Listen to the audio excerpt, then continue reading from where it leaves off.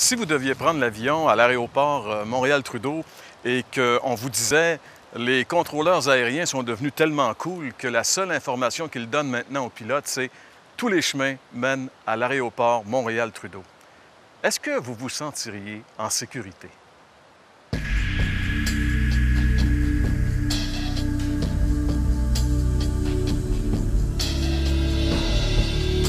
Adam Thompson a été le premier Américain à remplir une baignoire en 1842.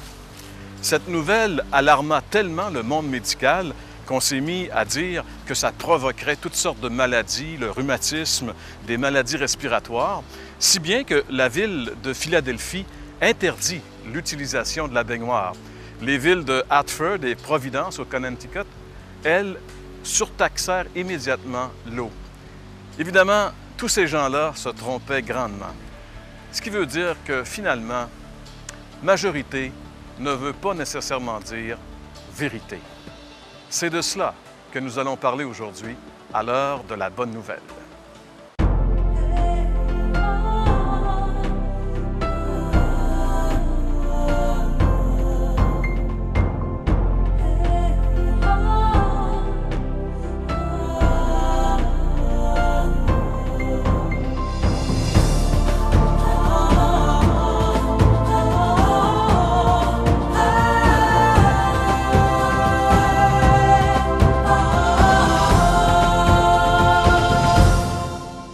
François, au début, lorsque je faisais allusion justement à ces contrôleurs aériens, ce que je voulais signifier, c'est que si eux ne donnent pas d'informations très précises aux pilotes, il va y avoir des catastrophes incroyables à l'aéroport. Tout le monde, bien sûr, peut le comprendre. Mais dans le domaine spirituel, la même loi prévaut aussi.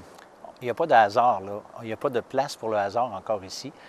Si, mettons, les gens, on n'aurait pas d'idée, il n'y aurait aucune révélation, Dieu ne se serait jamais manifesté. Bien, on pourrait comprendre que toi, tu as une idée intéressante, l'autre a une idée intéressante, mais Dieu a parlé, Dieu s'est révélé. Puis Jésus a dit, « Je suis le chemin, la vérité, la vie. Nul ne vient au Père que par moi. » Et cette vérité-là est absolue. Elle indique que ce n'est pas ni une religion, ni une philosophie, ni même un style de vie qui nous conduit à Dieu, mais Jésus lui-même qui est le seul chemin. Absolument. Donc, ça veut dire c'est notre foi mise dans ce que Jésus a accompli pour nous à la croix qui peut nous permettre de se retrouver dans la présence de Dieu et avoir une communion avec lui finalement. C'est une vérité biblique, c'est une vérité que la Bible nous révèle. Et si vous voulez approfondir ces vérités-là, bien, on vous propose de la littérature, dont entre autres un Nouveau Testament, tout à fait gratuitement.